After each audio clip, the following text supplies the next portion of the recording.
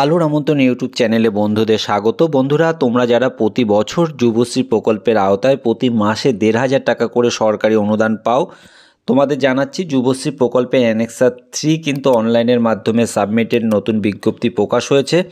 2024-এর জানুয়ারি মাসের যে অনলাইনের মাধ্যমে অ্যানেক্সার 3 যে সাবমিট করবে তা পশ্চিমবঙ্গ শ্রম দপ্তর বিশেষ বিজ্ঞপ্তির মাধ্যমে কিন্তু প্রকাশ করে জানিয়েছেন যে সকল কর্মপ্রার্থী যুবশ্রী প্রকল্পের মাধ্যমে ভাতা পাচ্ছেন তাদের আগামী 15/1/2024 থেকে 4/2/2024 তারিখের মধ্যে অবশ্যই কিন্তু অ্যানেক্সার 3 ফর্মটি অনলাইনে সাবমিট অ্যানেক্সার 3 এই লিঙ্কের মাধ্যমে জমা দেওয়ার জন্য অনুরোধ করা হচ্ছে।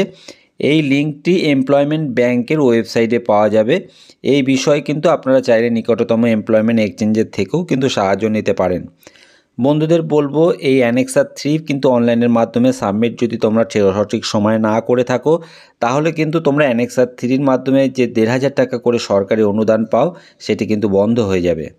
তাই প্রত্যেক বন্ধুদের বলবো 15/1/2024 থেকে 4/2/2024 এই সময়ের মধ্যে কিন্তু অবশ্যই অ্যানেক্সার 3 ফর্মটি অনলাইনের মাধ্যমে সাবমিট করে নেবে।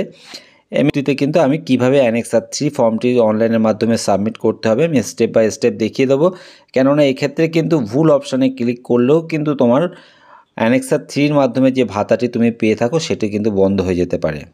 আর বন্ধুদের বলবো, ভিডিওটি তোমাদের ভালো লাগলে, কাজে আসলে, এমন অনেক প্রয়োজনীয় কাজের খবর খুব সহজেই পেতে হলে চ্যানেলটিকে একটু সাবস্ক্রাইব করে রাখবার জন্য অনুরোধ করব। ধন্যবাদ।